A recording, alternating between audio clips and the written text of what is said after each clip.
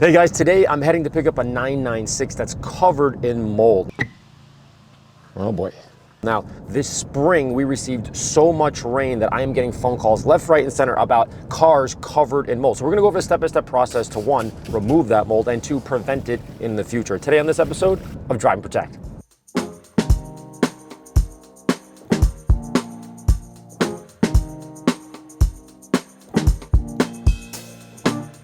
Thank you to Squarespace for sponsoring this episode. More on this coming up. So with that, I suited up and drove the 996 back to the studio.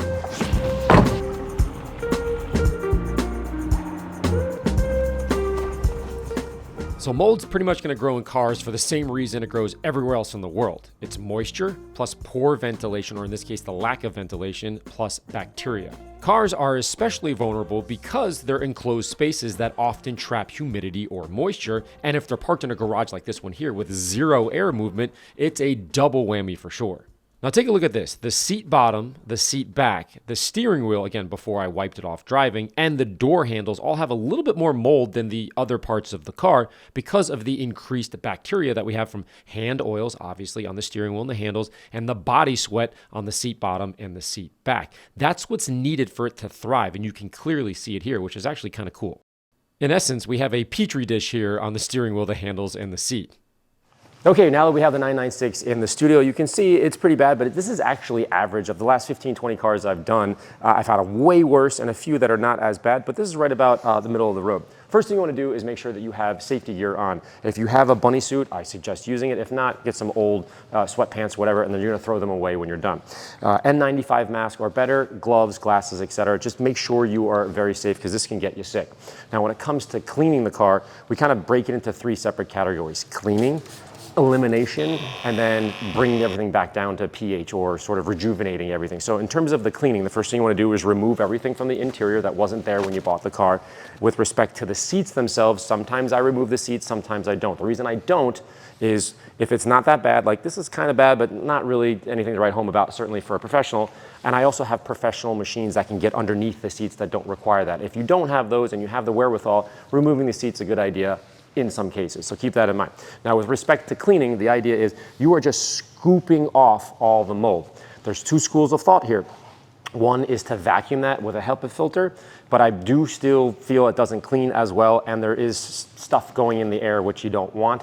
By spraying, you're masking it, you're keeping everything down, just like on a baseball field, they put water out there so that there's no dust, right? So you're gonna spray it and then scoop it. Once you have it on the towel, you throw the towel away, then we can get into the elimination phase. So the first one, clean everything up, just scoop it. If down and dirty, I think of it like weed whacking really tall grass, just weed whack. It doesn't have to be fancy. Then we can go in and lawnmower layer. Let me show you how to do it. I got a bit of work to get this thing back into shape, but it's not that bad. Let me show you. Step one is to use lather and wipe with throwaway towels. If you have a brush, that can be really helpful to get into the tight spots as well.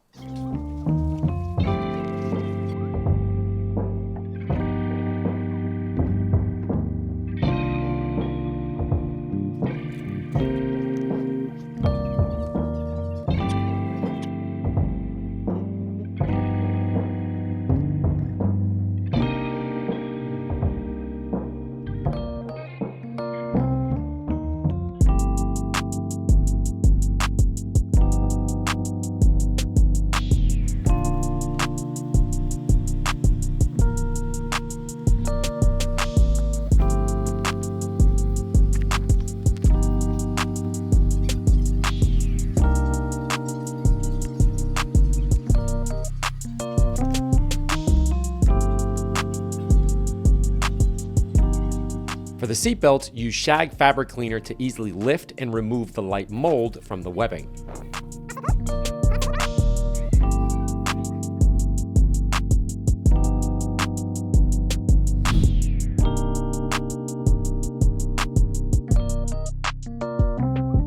Okay, now that we finished step number one, you can see it looks 10 times better to the naked eye, but of course there's gonna be mold and bacteria left behind. So for step two, we're gonna have a couple of different options. One, we're gonna use an enzyme cleaner. If you don't have those cleaners or a steam machine, you can use white distilled vinegar as well. Let it sit for about 20, 30 minutes. I'm gonna try to stay away from that. For this particular one, it's not that bad, and when it's really bad, I will move to that. But instead, I'm gonna use an enzyme cleaner, let that sit for a couple of minutes. Then I'll go in with a steam cleaner. Now the steam machine, what that's gonna do is really get into the tight spots, blow a lot of air and steam in there, heat it up, actually clean it a lot better because the enzymes and the cleaners, the atoms are moving much faster, so you're actually cleaning faster. You're doing more work with the steam machine. It's a fantastic tool. If you don't have that, that's okay. Just kind of let the enzyme cleaner work, and if you don't have that, you can just let the white distilled vinegar work as well. Then we're gonna jump to step number 3. But for now, she looks good. Now let's just make sure that we've killed all the bacteria. Squarespace is an all-in-one website platform for entrepreneurs to stand out and succeed online. Now, whether you're just starting out or managing a growing brand, Squarespace makes it easy to create a beautiful website, engage with your audience, and sell anything from products to content and even time, all in one place and all on your own terms. Start a completely personalized website with the new guided design system, Squarespace Blueprint. Choose from professionally curated layout and style options to build a unique online presence from the ground up, tailored to your brand or business and optimized for every device. Easily launch your website and get discovered fast with integrated optimized SEO tools so you show up more often to more people and grow the way you want. Squarespace makes checkout seamless for your customers with simple but powerful payment tools. Accept credit cards, PayPal, and Apple Pay, and in eligible countries, offer customers the option to buy now and pay later with Afterpay and ClearPay. You can also upload video content, organize your video library, and showcase your content on beautiful video pages. You can even sell access to your video library by adding a paywall to your content, which is pretty cool. Go to squarespace.com for your free trial, and when you're ready to launch, go to squarespace.com/AMONYC to save 10% off your first purchase of a domain or a website. Now, back to the 996.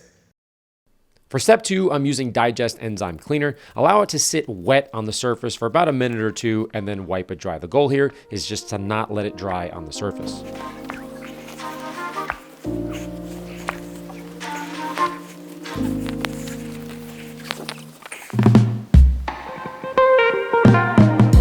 Okay, one thing to keep in mind is if you don't use a specific enzyme cleaner and you decide to go with distilled white vinegar, totally fine. You are gonna eliminate everything, but it does come with a little bit of a downside. Obviously, vinegar is gonna smell. So at this point, what I like to do from a professional perspective is I'm gonna use steam and I'm gonna use lather. The reason why is I wanna remove anything that's left over. So if you do use distilled vinegar, you wanna bring that pH back to neutral. And in this case, lather and a steam machine is gonna do that. Now, if you don't use white distilled vinegar and you have an enzyme cleaner, you're probably good to finish here. I don't like to do that. I wanna go one step further just to make sure everything is completely eliminated. Again, we're in a professional setting and I have these fancy tools that make life a whole lot easier. So in this case, use a steam machine, lather, then once we're done, we're gonna hop over to step number 3. Lather in a steam machine is a great way to be really sure you're safely removing any last bits of mold and any strong chemicals that you may have used along the way. Although I didn't find any mold growing on the carpets or under the seats, I still used an electrostatic 360 sprayer, which enables me to coat hard to reach areas with those enzymes. So just in case, I covered underneath the seats as well.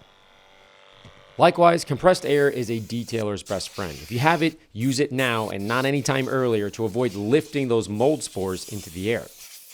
Next, I quickly vacuumed everything up just because it was a little bit dirty. Then I steam vac the carpets to be extra safe as they were just on the dirty side again anyway, so I killed 2 birds with 1 stone and the customer will be happy. As I mentioned earlier, we luckily caught this car early enough, so the carpets were actually in great shape.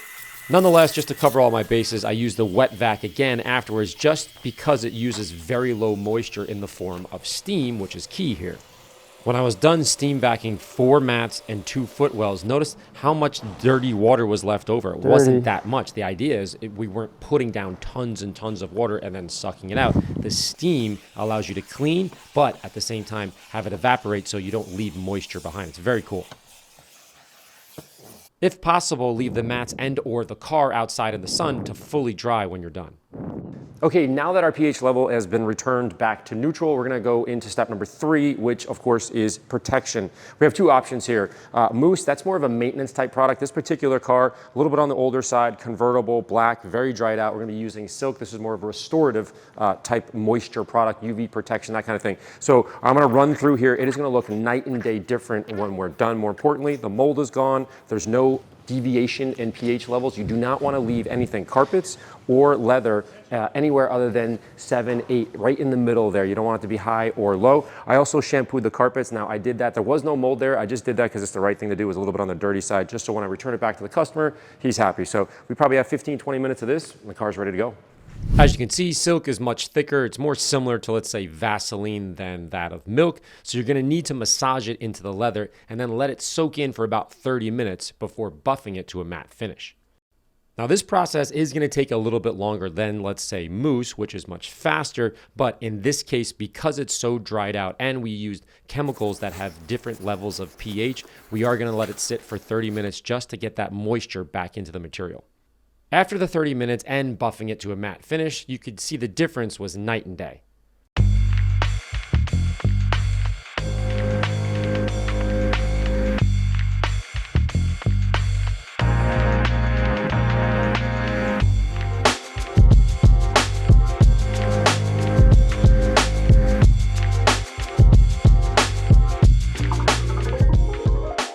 Finally, I not only washed the car because, quite frankly, it needed it, but because I wanted to see if the convertible top might be leaking and causing the excessive moisture and subsequent mold.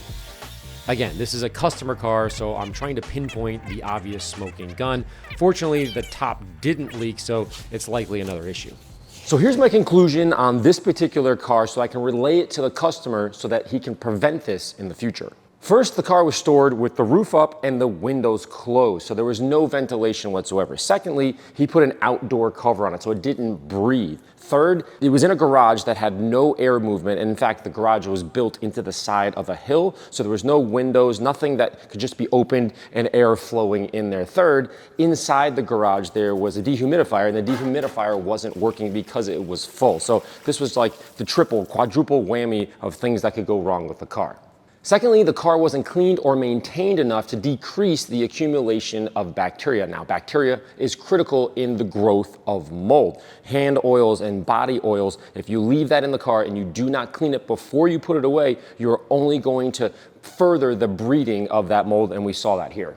The extra thing is, of course, putting a desiccant inside the car. Now, desiccant comes in crystal or gel form, but basically what it does, it absorbs the extra or the excess moisture in the area, in the room, in this case, inside the car, so that you remove one of the 3 pillars of what causes mold. Of course, we have poor ventilation, bacteria, and the excess humidity. So if you remove that one, you're going to be in much better shape. And finally, if you check on the car at least once every 2 weeks, you can catch it early. So this car was easier to clean than the other 15 to 20 cars that I've done because we caught it so early. I didn't have to remove everything, take the door panels off, remove the carpets, lift the carpets all the way down to the frame, that kind of thing. So if you catch it early, it'll be just as easy to clean like this. So as always, guys, thanks for watching. If you have any questions, you know where to find me, Larry at ammonyc.com. Visit ammonyc.com for all the tools and products that we used here. Thanks again, and we'll see you next time. All right. Nice to meet you. You got something cool for me? I sure do. You know, most people look at this, they're like, why would you want this thing? This is music to my ears right here.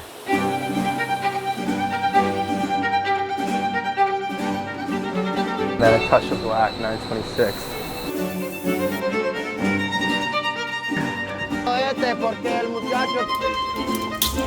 How's the interior? Oh, that's ripe.